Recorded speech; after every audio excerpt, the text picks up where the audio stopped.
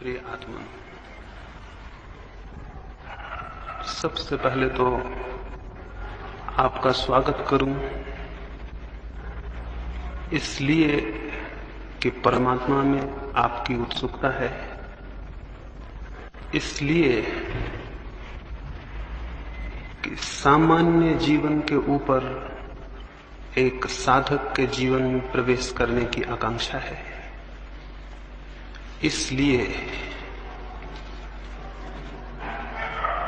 कि संसार के अतिरिक्त सत्य को पाने की प्यास है। सौभाग्य है उन लोगों का जो सत्य के लिए प्यासे हो सके। बहुत लोग पैदा होते हैं, बहुत कम लोग सत्य के लिए प्यासे हो पाते हैं।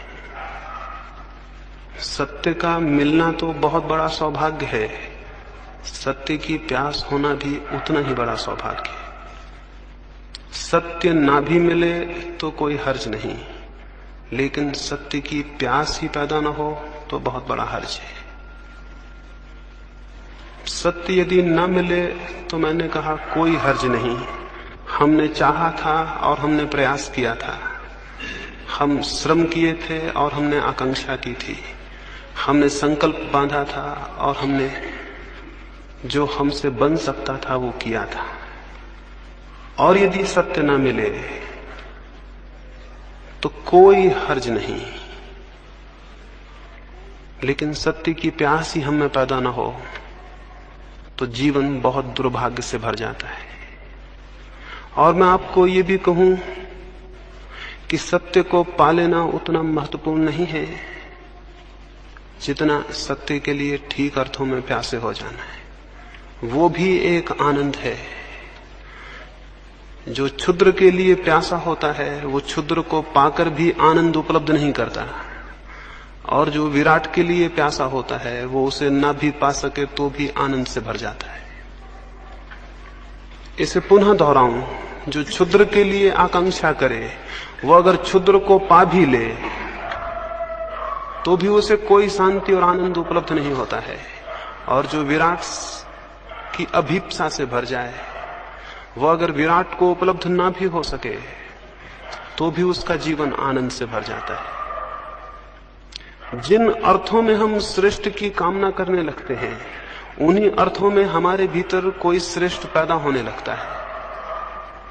कोई परमात्मा या कोई सत्य हमारे बाहर हमें उपलब्ध नहीं होगा, उसके बीज हमारे भीतर हैं और वे विकसित होंगे, लेकिन वे तभी विकसित होंगे जब प्यास की आग और प्यास की तपिश और प्यास की गर्मी हम पैदा कर सकें। मैं जितनी श्रेष्ठ की आकांक्षा करता हूं उतना ही मेरे मन के भीतर छिपे हुए बीज जो विराट और श्रेष्ठ बन सकते हैं वे कंपित होने लगते हैं और उनमें अंकुर आने की संभावना पैदा हो जाती है। जब आपके भीतर कभी ये ख्याल भी पैदा हो कि परमात्मा को पाना है, जब कभी ये ख्याल भी पैदा हो कि शांति को और सत्य को उपलब्ध करना है, तो इस बात को स्मरण रखना कि आपके भीतर कोई बीज अंकुर होने को उत्सुक हो गया है। इस बात को स्मरण रखना आपके भीतर कोई दबी हुई आकांक्षा जाग रही है। इस बात को स्मरण रखना कि कुछ महत्वपूर्ण आंदोलन आपके भीतर हो रहा है। उस आंदोलन को हमें संभालना होगा, उस आंदोलन को सहारा देना होगा, क्योंकि बीज अकेला अंकुर बन जाए इतना ही काफी नहीं है, और भी बहुत सी सुरक्षाएं जरूरी हैं। और बीज अंकुर बन जाए इसके लिए बीज की क्षमता काफी नहीं है, और बहुत सी सुविधाएं भी जरूरी हैं। जमीन पर बहुत बीज पैदा होते हैं लेकिन बहुत कम बीज वृक्ष बन पाते हैं। उनमें क्षमता थी, वे विकसित हो सकते थे, और एक एक बीज में फिर करोड़ों करोड़ों बीज लग सकते थे। एक छोटे से बीज में इतनी शक्ति है कि एक पूरा जंगल उससे पैदा हो जाए। एक छोटे से बीज में इतनी शक्ति है कि सारी जमीन पर पौधे उससे पैदा हो जाएं।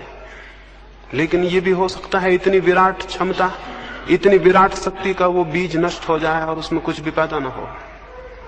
एक बीज की ये क्षमता है, एक मनुष्य की तो क्षमता और भी बहुत ज्यादा है।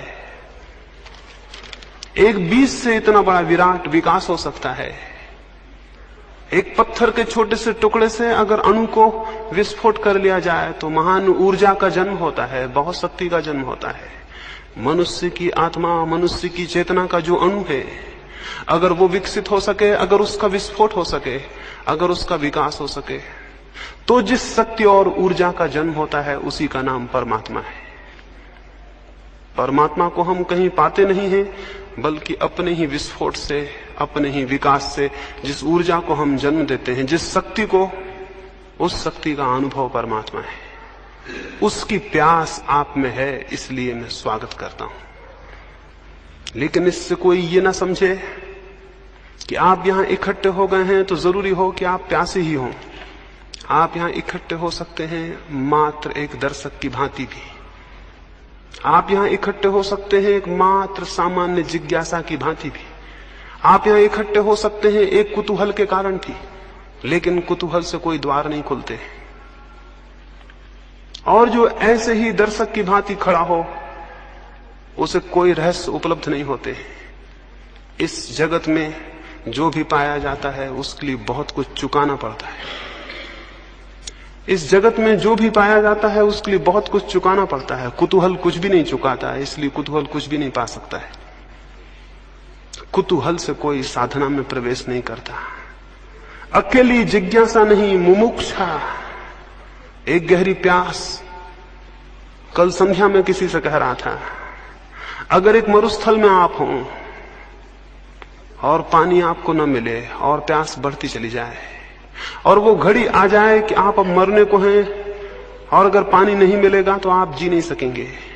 अगर कोई उस वक्त आपको कहे कि हम ये पानी देते हैं, लेकिन पानी देके हम जान ले लेंगे आपकी, यानी जान के मूल्य पर हम पानी देते हैं, आप उसको भी लेने को राजी हो जाएंगे, क्योंकि मरना तो है। प्यासे मरने की बजाय तृप्त होकर मर जाना बेहतर है। उतनी जिज्ञासा, उतनी आकांक्षा जब आपके भीतर पैदा होती है तो उस जिज्ञासा और आकांक्षा के दबाव में आपके भीतर का बीज टूटता है और उसमें से अंकुर निकलता है।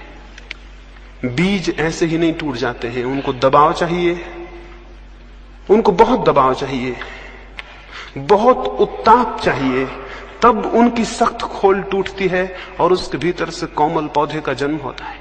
हम सबके भीतर भी बहुत सख्त खोल है और जो भी उस खोल के बाहर आना चाहते हैं अकेले कुतूहल से नहीं आ सकेंगे। इसलिए स्मरण रखें, जो मात्र कुतूहल से इकट्ठे हुए हैं वे मात्र कुतूहल को लेकर वापस लौट जाएंगे, उनके लिए कुछ भी नहीं हो सकेगा। जो दर्शक की भांति इकट्ठे हों वे दर्शक की भांति ही वापस लौट जाएंगे, उनके लिए कुछ भी नहीं हो सकेगा। इसलिए प्रत्येक अपने भीतर पहले तो यह ख्याल कर ले उसमें प्यास है। प्रत्येक अपने भीतर ये विचार कर ले वो प्यासा है। इसे बहुत स्पष्ट रूप से अनुभव कर ले वो सच में परमात्मा में उत्सुक है। उसकी कोई उत्सुकता है सत्य को, शांति को, आनंद को उपलब्ध करने के लिए? अगर नहीं है तो वो समझे कि वो जो भी करेगा उस करने में कोई प्राण नहीं हो सकते, वो निष्प्राण होगा। और तब फिर उस निष्प्राण चेष्टा का अगर कोई फल ना हो तो साधना जिम्मेवार नहीं होगी, आप स्वयं जिम्मेवार होंगे। इसलिए पहली बात अपने भीतर अपने प्यास को खोजना और उसे स्पष्ट कर लेना है। आप सच में कुछ पाना चाहते हैं,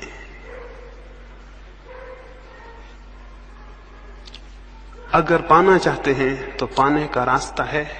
एक बार ऐसा हुआ, गौतम बुद्ध एक गांव में ठहरे। एक व्यक्ति ने उनको आके कहा कि आप रोज कहते हैं कि हर एक व्यक्ति मोक्ष पा सकता है, लेकिन हर एक व्यक्ति मोक्ष पा क्यों नहीं लेता है? बुद्ध ने कहा, मेरे मित्र एक काम करो, संध्या को गांव में जाना और सारे लोगों से पूछ के आना वे क्या पाना चाहते हैं। एक फेरिस्त बनाओ, हर एक का नाम लिखो और उसके सामने लिख लाना उनकी आकांक्षा क्या है। वो आदमी गांव में गया, उसने जाके पूछा, उसने एक एक आदमी को पूछा। थोड़े से लोग थे उस गांव में, उन सब ने उत्तर दिए। वो सांझ को वापस लौटा, उसने बुद्ध को आके वो फेरिस्त दी। बुद्ध ने कहा इसमें कितने लोग मोक्ष के आकांक्षी हैं। वो बहुत हैरान हुआ, उसमें एक भी आदमी ने अपनी आकांक्षा में मोक्ष नहीं लिखाया था। बुद्ध ने कहा हर एक आदमी पा सकता है ये मैं कहता हूं, लेकिन हर एक आदमी पाना चाहता है ये मैं नहीं कहता। हर एक आदमी पा सकता है ये बहुत अलग बात है, और हर एक आदमी पाना चाहता है ये बहुत अलग बात है। अगर आप पाना चाहते हैं तो ये आश्वासन माने, अगर आप सच में पाना चाहते हैं तो इस जमीन पर कोई ताकत आपको रोकने में समर्थ नहीं है, और अगर आप नहीं पाना चाहते तो इस जमीन पर कोई ताकत आपको देने में भी समर्थ नहीं है। तो सबसे पहली बात, सबसे पहला सूत्र जो स्मरण रखना है वो ये कि आपके भीतर एक वास्तविक प्यास है। अगर है तो आश्वासन माने कि रास्ता मिल जाएगा, और अगर नहीं है तो कोई रास्ता नहीं है। आपकी प्यास आपके लिए रास्ता बनेगी। दूसरी बात जो मैं प्रारंभिक रूप से यहां कहना चाहूं वो ये है, बहुत बार हम प्यासे भी होते हैं किन्हीं बातों के लिए, लेकिन हम आशा से भरे हुए नहीं होते। हम प्यासे होते हैं लेकिन आशा नहीं होती। हम प्यासे होते हैं लेकिन निराश होते हैं, और जिसका पहला कदम निराशा में उठेगा उसका अंतिम कदम निराशा में समाप्त होगा। इसे भी स्मरण रखें, जिसका पहला कदम निराशा में उठेगा उसका अंतिम कदम भी निराशा में समाप्त होगा। अंतिम कदम अगर सफलता और सार्थकता में जाना है तो पहला कदम बहुत आशा में उठना चाहिए। तो इन 3 दिनों के लिए आपसे कहूंगा, यूं तो पूरे जीवन के लिए कहूंगा, एक बहुत आशा से भरा हुआ दृष्टिकोण। क्या आपको पता है बहुत कुछ इस पर निर्भर करता है आपके चित्त का? क्या आप आशा से भर के किसी काम को कर रहे हैं या निराशा से? अगर आप पहले से निराश हैं तो आप अपने ही हाथ से उस डगाल को काट रहे हैं जिस पर आप बैठे हुए हैं। तो मैं आपको ये कहूं, साधना के संबंध में बहुत आशा से भरा हुआ होना बड़ा महत्वपूर्ण है। आशा से भरे हुए होने का मतलब यह है कि अगर इस जमीन पर किसी भी मनुष्य ने सत्य को कभी पाया है, अगर इस जमीन पर मनुष्य के इतिहास में कभी भी कोई मनुष्य आनंद को और चरम शांति को उपलब्ध हुआ है, तो कोई भी कारण नहीं है कि मैं उपलब्ध क्यों नहीं हो सकूंगा। उन लाखों लोगों की तरफ मत देखें जिनका जीवन अंधकार से भरा हुआ है और जिन्हें कोई आशा और कोई किरण और कोई प्रकाश दिखाई नहीं पड़ता। उन थोड़े से लोगों को इतिहास में देखें जिन्हें सत्य उपलब्ध हुआ है। उन बीजों को मत देखें जो वृक्ष नहीं बन पाए और सड़ गए और नष्ट हो गए। उन थोड़े से बीजों को देखें जिनने विकास को उपलब्ध किया और जो परमात्मा तक पहुंचे। और स्मरण रखें कि उन बीजों को जो संभव हो सका वो प्रत्येक बीज को संभव है। एक मनुष्य को जो संभव हुआ है वो प्रत्येक दूसरे मनुष्य को संभव है। मैं आपको यह कहना चाहता हूं कि बीज रूप से आपकी शक्ति उतनी ही है जितनी बुद्ध की, महावीर की, कृष्ण की या क्राइस्ट की। परमात्मा के जगत में इस अर्थों में कोई अन्याय नहीं है कि वहां कम और ज्यादा संभावनाएं दी गई हों। संभावनाएं सबकी बराबर हैं, लेकिन वास्तविकताएं सबकी बराबर नहीं है, क्योंकि हम में से बहुत लोग अपनी संभावनाओं को वास्तविकता में परिणत करने का प्रयास ही कभी नहीं करते। तो एक आधारभूत ख्याल आशा से भरा हुआ होना है। ये विश्वास रखें कि अगर कभी भी किसी को शांति उपलब्ध हुई है, आनंद उपलब्ध हुआ है, तो मुझे भी उपलब्ध हो सकेगा। अपना अपमान न करें निराश होकर। निराशा स्वयं का सबसे बड़ा अपमान है। उसका अर्थ है कि मैं इस योग्य नहीं हूं कि मैं भी पा सकूंगा। मैं आपको कहूं, इस योग्य आप हैं, निश्चित पा सकेंगे। देखें, निराशा में भी जीवन भर चलकर देखा है, आशा में इन 3 दिन चल के देखें। इतनी आशा से भर के चलें कि होगी घटना,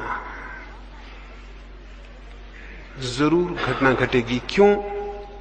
ये हो सकता है आप आशा से भरे हों, लेकिन बाहर की दुनिया में हो सकता है कोई काम आप आशा से भरे हों तो भी ना कर पाएं, लेकिन भीतर की दुनिया में आशा बहुत बड़ा रास्ता है। जब आप आशा से भरते हैं तो आपका कण कण आशा से भर जाता है, आपका रोआ रोआ आशा से भर जाता है, आपकी श्वास श्वास आशा से भर जाती है, आपके विचारों पर आशा का प्रकाश भर जाता है और आपके प्राण के स्पंदन में, आपके हृदय की धड़कन में आशा व्याप्त हो जाती है। आपका पूरा व्यक्तित्व जब आशा से भर जाता है तो भूमिका बनती है कि आप कुछ कर सकेंगे। और निराशा का भी व्यक्तित्व होता है, कण कण रो रहा है, उदास है, थका है, डूबा हुआ है, कोई प्राण नहीं है, सब जिससे कि आदमी जिंदा नाम मात्र को हो और मरा हुआ है। ऐसा आदमी किसी प्रयास पर निकलेगा, किसी अभियान पर, तो क्या पा सकेगा? और आत्मिक जीवन का अभियान सबसे बड़ा अभियान है। इससे बड़ी कोई चोटी नहीं है जिसको कोई मनुष्य कभी चढ़ा हो, इससे बड़ी कोई गहराई नहीं है समुद्रों की जिसमें मनुष्य ने कभी डुबकी लगाई हो। स्वयं की गहराई सबसे बड़ी गहराई है और स्वयं की ऊंचाई सबसे बड़ी ऊंचाई है। इस अभियान पर जो निकला हो उसे बड़ी आशाओं से भरा हुआ होना चाहिए। तो मैं आपको कहूंगा 3 दिन आशा की एक भाव स्थिति को कायम रखें। आज रात ही जब सोएं तो बहुत आशा से भरे हुए सोएं और ये विश्वास लेकर सोएं कि कल सुबह जब आप उठेंगे तो कुछ होगा, कुछ हो सकेगा, कुछ किया जा सकेगा।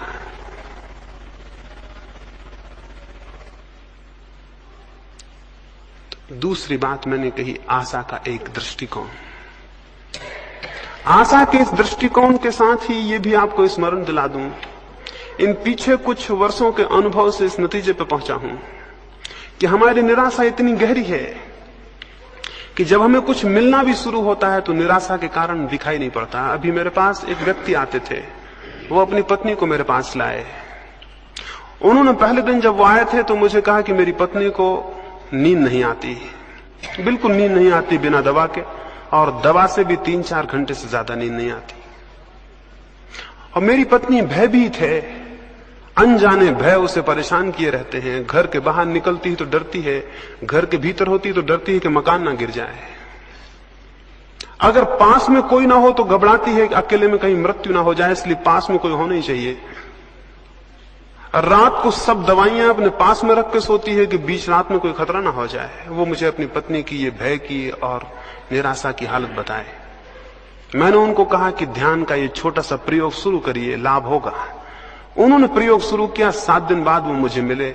मैंने उनसे पूछा क्या हुआ, कैसा है? वो बोले अभी कुछ खास नहीं हुआ, बस नींद भर आने लगी है। उन्होंने मुझसे कहा अभी कुछ खास नहीं हुआ, बस नींद भर आने लगी है। 7 दिन बाद वो मुझे फिर मिले। मैंने उनसे पूछा क्या हुआ? बोले अभी कुछ खास नहीं हुआ, थोड़ा सा भय दूर हो गया है।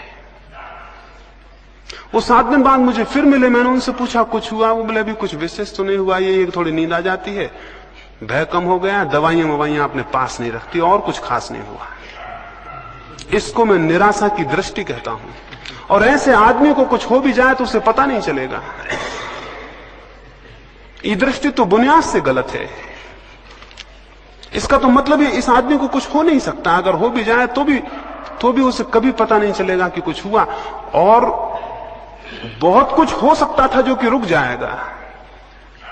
तो आशा के इस दृष्टिकोण के साथ साथ प्रसंगवशात मैं आपसे ये कहूं, इन 3 दिनों में जो घटित हो उसको स्मरण रखें और जो घटित ना हो उसको बिल्कुल स्मरण ना रखें। इन 3 दिनों में जो घटित हो उसको स्मरण रखें और जो घटित ना हो, जो ना हो पाए, उसे बिल्कुल स्मरण ना रखें। स्मरणीय वो है जो घटित हुआ हो, थोड़ा सा कण भी अगर लगे शांति का, उसको पकड़ें, वो आपको आशा देगा और गतिमान करेगा। और अगर आप उसको पकड़ते हैं जो नहीं हुआ, तो आपकी गति अवरुद्ध हो जाएगी और जो हुआ है वो भी मिट जाएगा। तो इन 3 दिनों में ये भी स्मरण रखें कि इन ध्यान के प्रयोगों में जो थोड़ा सा आपको अनुभव हो उसको स्मरण रखें, उसको आधार बनाएं आगे के लिए। जो न हो उसको आधार ना बनाएं। मनुष्य जीवन भर इसी दुख में रहता है। जो उसे मिलता है उसे भूल जाता है और जो उसे नहीं मिलता उसका स्मरण रखता है। ऐसा आदमी गलत आधार पर खड़ा है। वैसा आदमी बने जिससे जो मिला है उसे स्मरण रखे और उस आधार पर खड़ा हो। अभी मैं पढ़ता था, एक व्यक्ति ने किसी को कहा कि मेरे पास कुछ भी नहीं है, मैं बहुत दरिद्र हूं। उस दूसरे व्यक्ति ने कहा कि अगर तुम दरिद्र हो, एक काम करो, मैं तुम्हारी बाईं आंख चाहता हूं, इसके मैं 5,000 रुपए देता हूं, तुम 5,000 रुपए ले लो, बाईं आंख दे दो। उस आदमी ने कहा, ये मुश्किल है, मैं बाईं आंख नहीं दे सकता। उसने कहा, मैं 10,000 रुपए देता हूं, दोनों आंखें दे दो। उसने कहा, 10,000 फिर भी मैं नहीं दे सकता। उसने कहा, मैं तुम्हें 50,000 रुपए देता हूं, तुम अपनी जान मुझे दे दो। उसने कहा, यह असंभव, मैं नहीं दे सकता। उस आदमी ने कहा, तब तो तुम्हारे पास बहुत कुछ है जिसका बहुत दाम है। तुम्हारे पास 2 आंखें हैं जिनको तुम 10,000 में देने को राजी नहीं हो, लेकिन तुम कह रहे थे मेरे पास कुछ भी नहीं है। मैं उस आदमी और उस विचार की बात आपसे कह रहा हूं, जो आपके पास है उसको स्मरण रखें, और जो साधना में मिले, थोड़ा सा रत्ती भर भी मिले, उसे स्मरण रखें, उसकी विचार करें, उसकी चर्चा करें। उसके आधार से और मिलने का रास्ता बनेगा, क्योंकि आशा बढ़ेगी। और जो नहीं मिला, एक महिला मेरे पास आती थी, पढ़ी लिखी हैं, एक कॉलेज में प्रोफेसर हैं, संस्कृत की विद्वान हैं। वो मेरे पास आती थी, एक 7 दिन का प्रयोग चलता था ध्यान का, उसमें आती थी। पहले दिन वो प्रयोग करने के बाद उठी और बाहर जाके मुझसे कहीं, क्षमा करें, अभी मुझे आज कोई ईश्वर के दर्शन नहीं हुए। पहले दिन वो प्रयोग किए और बाहर जाके मुझसे कहीं, क्षमा करें, अभी मुझे कोई ईश्वर के दर्शन नहीं हुए। मैंने कहा, अगर ईश्वर के दर्शन हो जाते तो ही खतरे की बात होती, क्योंकि इतना सस्ता जो ईश्वर मिल जाए उसे फिर शायद आप किसी मतलब का भी ना समझते। और मैंने उनसे कहा कि जो ये आकांक्षा करे कि वो 10 मिनट आंख बंद करके बैठ गया है, इसलिए ईश्वर को पाने का हकदार हो गया है, उससे ज्यादा मूढ़तापूर्ण और कोई वृत्ति और विचार नहीं हो सकता। तो मैं आपसे ये कहता हूं कि जो थोड़ा सा भी शांति की किरण आपको मिले, उसे आप सूरज समझें। इसलिए सूरज समझें कि उसी किरण का सहारा पकड़ के आप सूरज तक पहुंच जाएंगे। इस अंधकार से भरे कमरे में अगर मैं बैठा हूं और एक मुझे थोड़ी सी किरण दिखाई पड़ती हो, तो मेरे पास 2 रास्ते हैं। एक तो मैं ये कहूं, ये किरण क्या, अंधकार इतना घना है, इस किरण से क्या होगा, अंधकार इतना ज्यादा है। एक रास्ता ये भी है कि मैं ये कहूं कि अंधकार कितना ही हो, लेकिन एक किरण मुझे उपलब्ध है, और अगर मैं इसकी दिशा में इसका अनुगमन करूं तो मैं वहां तक पहुंच जाऊंगा जहां से किरण पैदा हुई और जहां सूरज होगा। तो मैं आपको अंधकार ज्यादा हो तो भी उसे विचार करने को नहीं कहता, किरण छोटी हो तो भी उस पर ही विचार को खड़ा करने को कहता हूं। इससे आशा की दृष्टि खड़ी होगी। अन्यथा हमारे जीवन बड़े उल्टे हैं। अगर मैं आपको एक गुलाब के फूल के पौधे के पास ले जाऊं और आपको पौधा दिखाऊं, तो शायद आप मुझसे कहें कि इसमें क्या है, भगवान कैसा अन्यायी है, 2-4 तो फूल हैं, हजारों कांटे हैं। एक दृष्टि ये भी है कि गुलाब के पास जाके हम ये कहें कि भगवान कैसा अन्यायी है, हजारों कांटे हैं, कहीं एक आध फूल है। इसको कहने का एक ढंग और भी हो सकता है, एक दृष्टि और भी हो सकती है, एक और अप्रोच हो सकती है कि कोई आदमी उसी पौधे के पास जाके ये कहे कि भगवान कैसा अद्भुत है कि जहां लाखों कांटे हैं उनमें भी एक फूल खिल जाता है।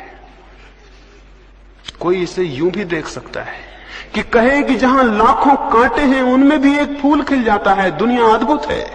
कांटों के बीच भी फूल के खिलने की संभावना कितनी आश्चर्यजनक है। तो मैं आपको दूसरी दृष्टि रखने को कहूंगा इन 3 दिनों में। छोटी सी भी आशा की जो भी झलक आपको मिले साधना में, उसको आधार बनाएं, उसको संबल बनाएं। तीसरी बात,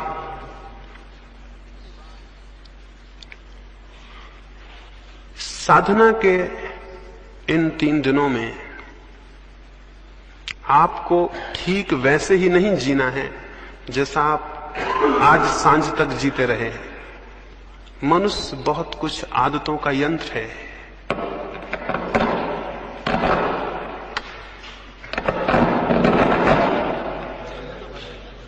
तो ठीक चल रहा है, कुछ ना करो। और अगर मनुष्य अपनी पुरानी आदतों के घेरे में ही चले तो साधना की नई दृष्टि खोलने में उससे बड़ी कठिनाई हो जाती है। तो थोड़े से परिवर्तन करने को मैं आपसे कहूंगा। एक परिवर्तन तो मैं आपसे ये कहूंगा कि इन 3 दिनों में आप ज्यादा बातचीत ना करें। बातचीत इस सदी की सबसे बड़ी बीमारी है, और आपको पता नहीं कि आप कितनी बातें कर रहे हैं। सुबह से सांझ तक, जब तक आप जाग रहे हैं, बातें कर रहे हैं। या तो किसी से कर रहे हैं, अगर फिर कोई मौजूद नहीं है तो अपने भीतर खुद से ही कर रहे हैं।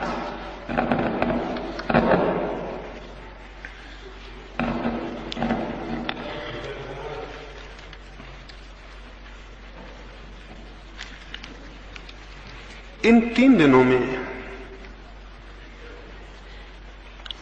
इसका बहुत सजग प्रयास करें कि आपकी बातचीत की जो बहुत यांत्रिक आदत है वो न चले। एक ही कर देना, उसे बंद कर देना, एक ही कर देना। आदत है हमारी, ये साधक के जीवन में बहुत संघातक है। इन 3 दिनों में मैं चाहूंगा आप कम से कम बात करें, और जो बात भी करें वो बात भी अच्छा हो कि आपकी वही सामान्य ना हो जो आप रोज करते हैं। आप क्या रोज बातें कर रहे हैं, उसका कोई बहुत मूल्य है? आप उसे नहीं करेंगे तो कोई नुकसान है?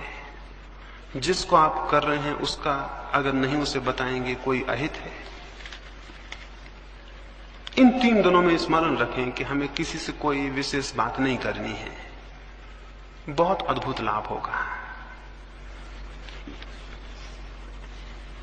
अगर कोई थोड़ी बहुत बात आप करें भी, अच्छा हो कि वो साधना से ही संबंधित हो और कुछ ना हो।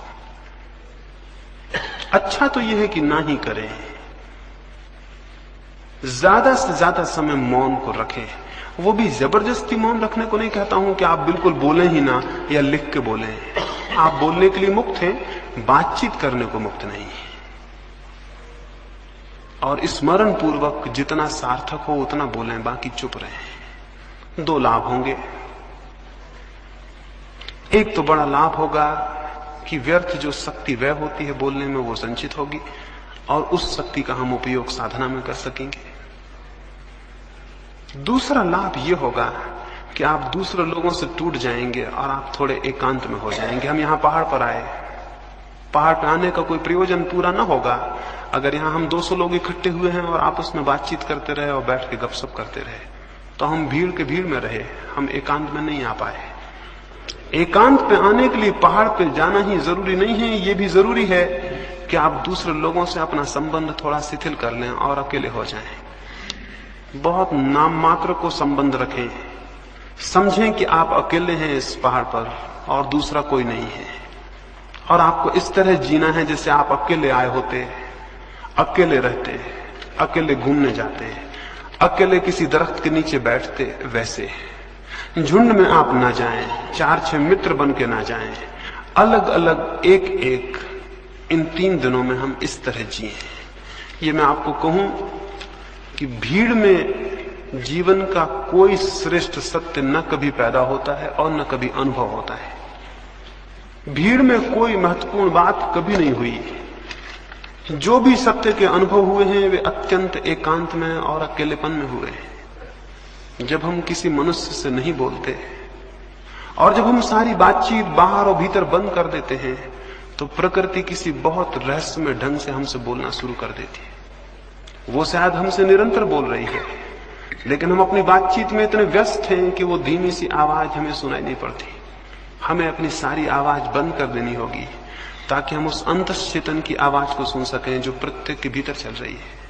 तो इन 3 दिनों में बिल्कुल बातचीत को छीन कर दें। स्मरण पूर्वक अगर आदतवश बातचीत शुरू हो जाए और ख्याल आ जाए तो बीच में वहीं तोड़ दें और क्षमा मांग लें कि भूल हो गई।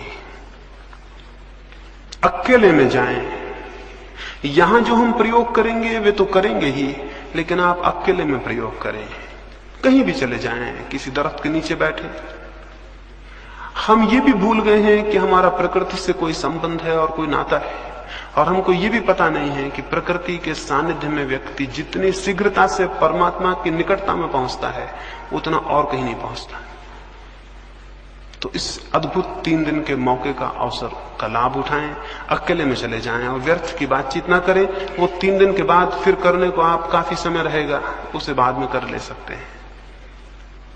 इस तीसरी बात को स्मरण रखें कि अधिकतर 3 दिन मौन में, एकांत में और अकेले में बिताने हैं। सब साथ हों तो भी अकेले में ही हम बिता रहे हैं।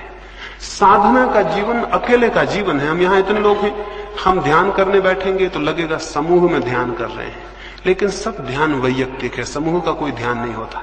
बैठे जरूर हम यहां इतने लोग हैं, लेकिन हर एक भीतर जब अपने जाएगा तो अकेला रह जाएगा। जब वो आंख बंद करेगा अकेला हो जाएगा, और जब शांति में प्रवेश करेगा उसके साथ कोई भी नहीं होगा। हम यहां 200 लोग होंगे, लेकिन हर एक आदमी केवल अपने साथ होगा, बाकी 199 के साथ नहीं होगा। सामूहिक कोई ध्यान नहीं होता, न कोई प्रार्थना होती है। सब ध्यान, सब प्रार्थनाएं वैयक्तिक होती हैं, अकेली होती हैं। यहां भी हम अकेले रहेंगे, बाहर भी हम अकेले रहेंगे, और अधिकतर मौन में समय को व्यतीत करेंगे, नहीं बोलेंगे। इतना ही काफी नहीं है कि नहीं बोलेंगे, अंतस में भी स्मरण रखेंगे कि व्यर्थ की जो निरंतर बकवास चल रही है भीतर आपके, आप खुद ही बोल रहे हैं, खुद ही उत्तर दे रहे हैं, उसे भी शिथिल रखेंगे, उसे भी छोड़ेंगे। अगर भीतर वो शिथिल ना होती हो, बहुत स्पष्ट भीतर आदेश दें कि बकवास बंद कर दो, बकवास मुझे पसंद नहीं है, अपने भीतर स्वयं से कहें। ये भी मैं आपको कहूं कि साधना के जीवन में अपने से कुछ आदेश देना बहुत महत्वपूर्ण है। कभी आदेश दे के देखें, अकेले में बैठ जाएं, अपने मन को कह दें कि बकवास बंद, मुझे ये पसंद नहीं है, और आप हैरान होंगे कि झटके से बातचीत भीतर टूटेगी। 3 दिन स्मरण पूर्वक भीतर आदेश दे दें कि बातचीत मुझे नहीं करनी है। आप 3 दिन में पाएंगे कि अंतर पड़ा है और क्रमशः भीतर की बातचीत बंद हुई है। 5वीं बात, कुछ शिकायतें हो सकती हैं, कोई तकलीफ हो सकती है, 3 दिन उसका कोई ख्याल नहीं करेगा। कोई छोटी मोटी तकलीफ हो, अड़चन हो, उसका कोई ख्याल नहीं करेगा। हम किन्हीं सुविधाओं के लिए यहां इकट्ठे नहीं हुए। एक अभी मैं एक चीनी साध्वी का जीवन पढ़ता था। वो एक गांव में गई थी, उस गांव में थोड़े से मकान थे। उसने उन मकानों के सामने जाके, सांझ हो रही थी, रात पड़ने को थी, वो अकेली साध्वी थी, उसने लोगों से कहा कि मुझे घर में ठहर जाने दें। अपरिचित स्त्री, फिर उस गांव में जो लोग रहते थे वो उनके धर्म के मानने वाली नहीं थी। लोगों ने अपने दरवाजे बंद कर लिए। दूसरा गांव बहुत दूर था और रात और अकेली, उसे उस रात खेत में जाके सोना पड़ा। वो एक चेरी के दरख्त के नीचे जाके चुपचाप सो गई। रात 2 बजे उसकी नींद खुली। सर्दी थी और सर्दी की वजह से उसकी नींद खुल गई। उसने देखा फूल सब खिल गए हैं और दरख्त पूरा फूलों से लदा है और चांद ऊपर आ गया है और बहुत अद्भुत चांदनी है। और उसने उस आनंद के क्षण को अनुभव किया। सुबह वो उस गांव में गई और उन्होंने उनको धन्यवाद दिया जिन्होंने रात्रि द्वार बंद कर लिए थे। और उन्होंने पूछा, काहे का धन्यवाद? उसने कहा, तुमने अपने प्रेम बस, तुमने मुझ पे करुणा और दया करके रात अपने द्वार बंद कर लिए, उसका धन्यवाद। मैं एक बहुत अद्भुत क्षण को उपलब्ध कर सकी। मैंने चेरी के फूल खिले देखे और मैंने पूरा चांद देखा, और मैंने कुछ ऐसा देखा जो मैंने जीवन में नहीं देखा था। और अगर आपने मुझे जगह दे दी होती तो मैं वंचित रह जाती। तब मैं समझी कि उनकी करुणा, कि उन्होंने क्यों मेरे लिए द्वार बंद कर रखे। ये एक दृष्टि है, एक कौन है।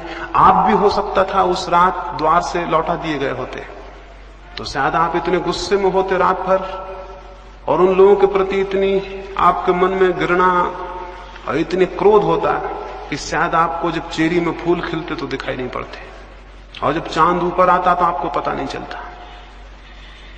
धन्यवाद तो बहुत दूर था, आप ये सब अनुभव भी नहीं कर पाते। जीवन में एक और स्थिति भी है जब हम प्रत्येक चीज के प्रति धन्यवाद से भर जाते हैं। साधक स्मरण रखें कि उन्हें इन 3 दिनों में प्रत्येक चीज के प्रति धन्यवाद से भर जाना है। जो मिलता है उसके लिए धन्यवाद, जो नहीं मिलता उससे कोई प्रयोजन नहीं।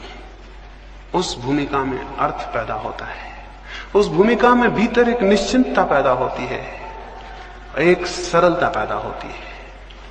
और अंतिम रूप से एक बात और, इन 3 दिनों में हम निरंतर प्रयास करेंगे अंतस प्रवेश का, ध्यान का, समाधि का। उस प्रवेश के लिए एक बहुत प्रगाढ़ संकल्प की जरूरत है। प्रगाढ़ संकल्प का यह अर्थ है, हमारा जो मन है उसका एक बहुत छोटा सा हिस्सा, जिसको हम चेतन मन कहते हैं, उसी में सब विचार चलते रहते हैं।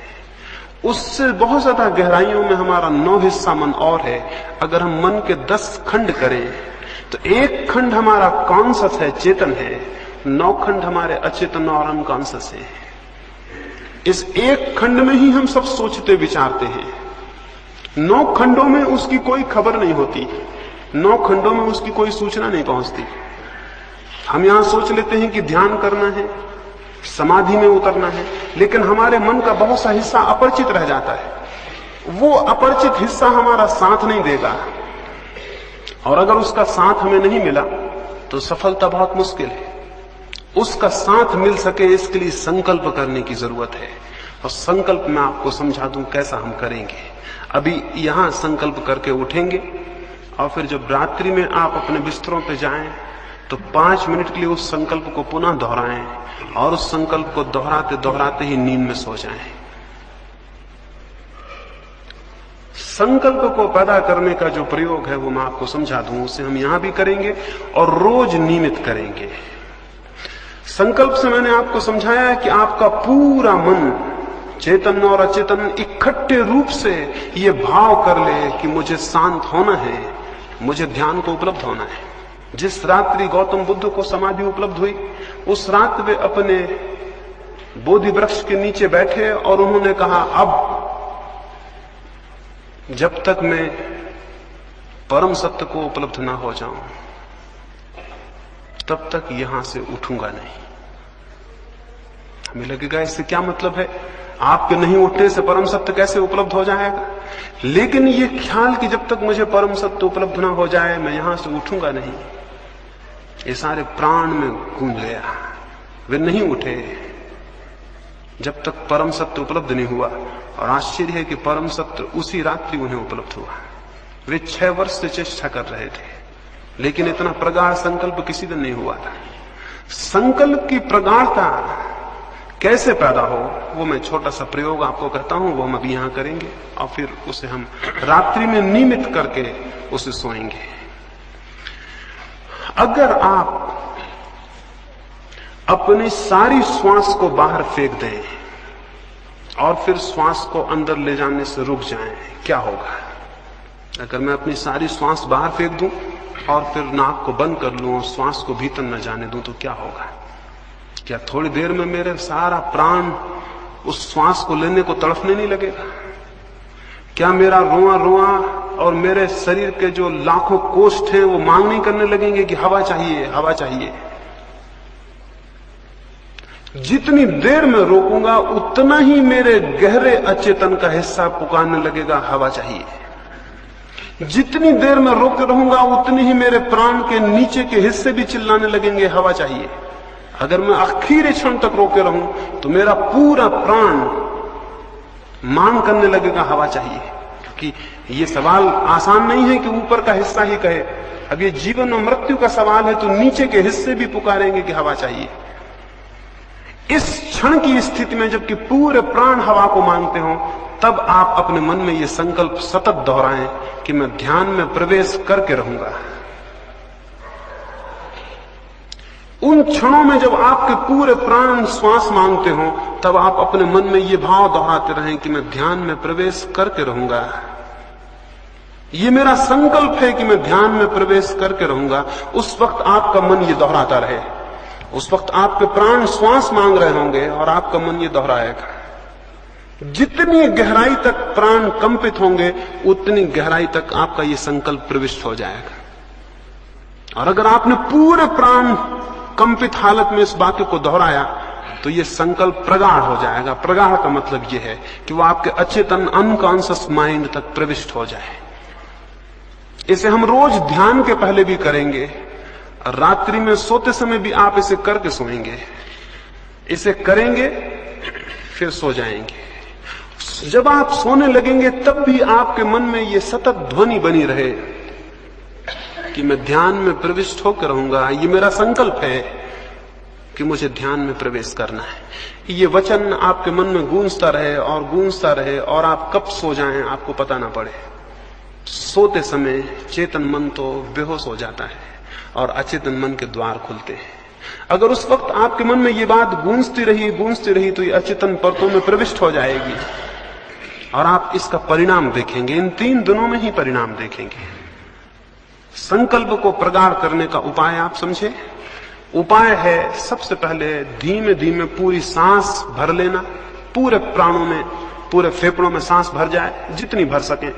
जब सांस पूरी भर जाए तब भी मन में ये भाव गूंजता रहे कि मैं संकल्प करता हूं कि ध्यान में प्रविष्ट होकर रहूंगा। ये वाक्य गूंजता ही रहे। फिर श्वास बाहर फेंकी जाए तब भी ये वाक्य गूंजता रहे कि मैं संकल्प करता हूं कि मैं ध्यान में प्रवेश करके रहूंगा। ये वाक्य दोहरता रहे। फिर सांस फेंकते जाएं बाहर। एक घड़ी आएगी आपको लगेगा आप श्वास भीतर बिल्कुल नहीं है, तब भी थोड़ी है, उसे भी फेंकें और वाक्य को दोहराते रहें। आपको लगेगा आप बिल्कुल नहीं है, तब भी है, आप उसे भी फेंकें। आप घबराएं ना, आप पूरी सांस कभी नहीं फेंक सकते हैं। यानी इसमें घबराने का कोई कारण नहीं, आप पूरी सांस कभी फेंक ही नहीं सकते हैं। इसलिए जितना आपको लगे कि आप बिल्कुल नहीं है, उस वक्त भी थोड़ी है, उसको भी फेंकें। जब तक आपको बने उसे फेंकते जाएं और मन में ये गूंजता रहे कि मैं संकल्प करता हूं कि मैं ध्यान में प्रवेश करके रहूंगा। ये अद्भुत प्रक्रिया है। इसके माध्यम से आपके अचेतन परतों में विचार प्रविष्ट होगा, संकल्प प्रविष्ट होगा और उसके परिणाम आप कल सुबह से ही देखेंगे। तो एक तो संकल्प को प्रगाढ़ करना है, उसको अभी हम जब अलग होंगे यहां से तो उस प्रयोग को करेंगे। उसको 5 बार करना है, यानी 5 बार श्वास को फेंकना और रोकना है और 5 बार निरंतर उस भाव को अपने भीतर दोहराना है। जिनको कोई हृदय की बीमारी हो या कोई तकलीफ हो वो उसे बहुत ज्यादा तेजी से नहीं करेंगे, उसे बहुत आहिस्ता करेंगे, जितना उनको सरल मालूम पड़े और तकलीफ न मालूम पड़े। ये जो संकल्प की बात है, इसको मैंने कहा कि रोज रात्रि को इन 3 दिनों में सोते समय करके सोना है। सोते वक्त जब बिस्तर पर आप लेट जाएं, इसी भाव को करते करते क्रमशः नींद में विलीन हो जाना है। ये संकल्प की स्थिति अगर हमने ठीक से पकड़ी और अपने प्राणों में उस आवाज को पहुंचाया तो परिणाम होना बहुत सरल है और बहुत बहुत आसान है। ये थोड़ी सी बातें आपको आज कहनी थी। इनमें जो प्रासंगिक जरूरतें हैं वो मैं समझता हूं आप समझ गए होंगे। जैसा मैंने कहा कि बातचीत नहीं करनी है, स्वाभाविक है कि आपको अखबार, रेडियो इनका उपयोग नहीं करना है, क्योंकि वो भी बातचीत है।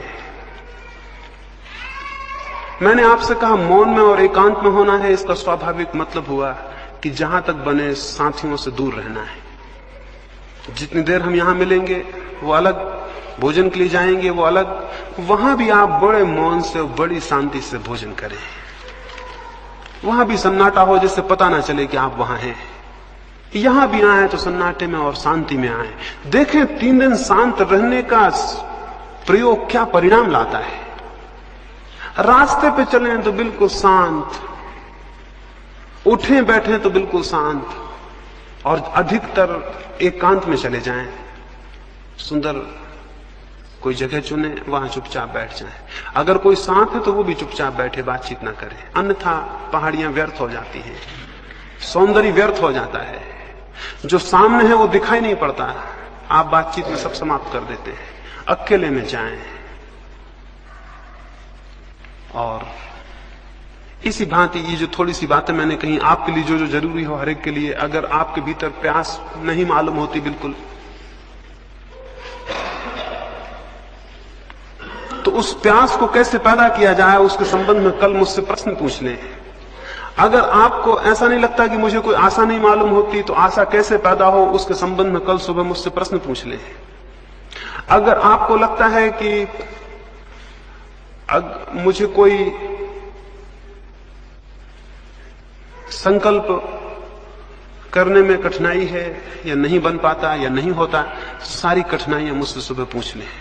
कल सुबह ही 3 दिन के लिए जो भी कठिनाइयां आ सकती हैं वो आप मुझसे पूछ लें, ताकि 3 दिन में कोई भी समय व्यय ना हो। अगर प्रत्येक व्यक्ति की कोई अपनी वैयक्तिक तकलीफ और दुख और पीड़ा है जिससे वो मुक्त होना चाहता है, या जिसकी वजह से वो ध्यान में नहीं जा सकता, या जिसकी वजह से वो ध्यान में प्रवेश करना उसे मुश्किल होता है, समझ लें। अगर आपको कोई एक विशेष चिंता है जो आपको प्रवेश नहीं होने देती शांति में, तो आप उसके लिए अलग से पूछ लें। अगर आपको कोई ऐसी पीड़ा है जो आपको नहीं प्रवेश होने देती, उसके लिए आप अलग से पूछ लें। वो सबके लिए नहीं होगी सामूहिक, वो आपकी वैयक्तिक होगी, उसके लिए आप अलग प्रयोग करेंगे। और जो भी तकलीफ हो वो स्पष्ट सुबह रख दें, ताकि हम 3 दिन के लिए व्यवस्थित हो जाएं। ये थोड़ी सी बातें मुझे आपसे कहनी थी, आपकी एक भाव दृष्टि बने, और फिर जो हमें करना है वो हम कल से शुरू करेंगे और कल से समझेंगे। अभी हम थोड़े थोड़े सब फासले पे बैठ जाएंगे, हाल तो बड़ा है, सब फासले पे बैठ जाएंगे ताकि हम संकल्प का प्रयोग करें और फिर हम यहां से विदा हों।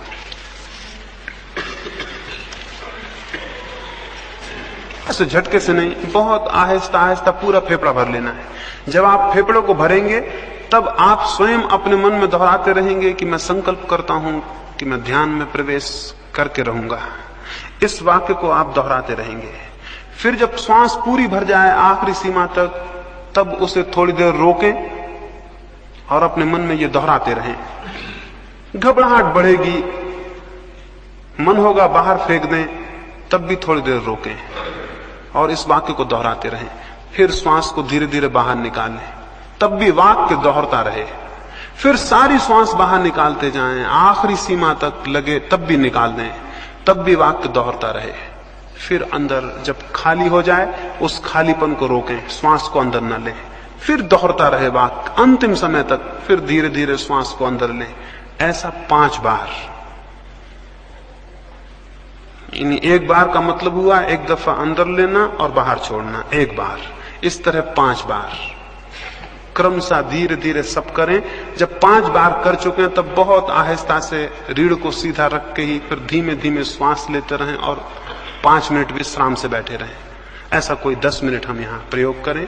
फिर चुपचाप सारे लोग चले जाएंगे, बातचीत का स्मरण रखेंगे, अभी से उसको शुरू कर देना है। शिविर शुरू हो गया इस अर्थों में।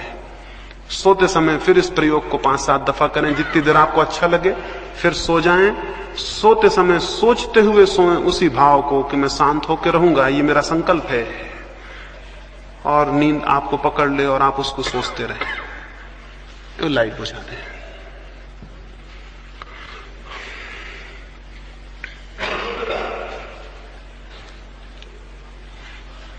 जब आपका 5 बार हो जाए तो आप चुपचाप अपना अपना बैठ के थोड़ी धीमी सांस लेते हुए बैठे रहेंगे।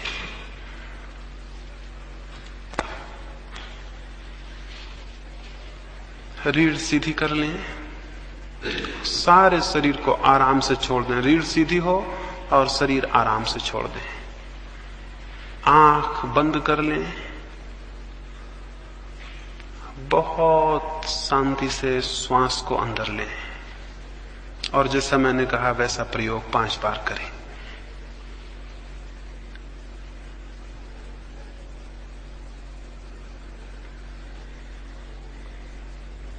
मैं प्रवेश करके रहूंगा, मैं ध्यान में प्रवेश करके रहूंगा। मेरा संकल्प है कि ध्यान में प्रवेश होगा। मेरा संकल्प है कि ध्यान में प्रवेश होगा। पूरे प्राणों को संकल्प करने दें।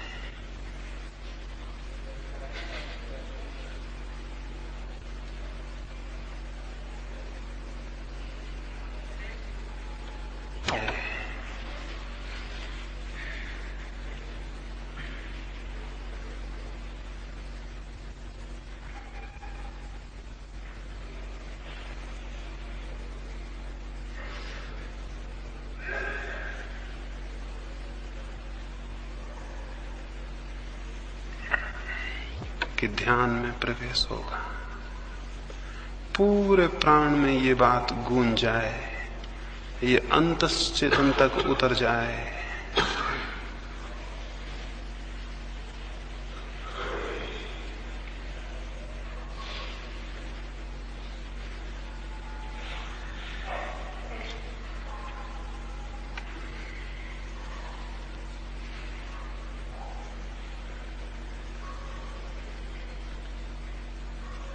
पांच बार आपका हो जाए तो फिर बहुत आहिस्ता से बैठ के शांति से रीढ़ को सीधा रखे हुए ही धीमे धीमे श्वास को लें, धीमे छोड़ें और श्वास को ही देखते रहें। 5 मिनट विश्राम करें।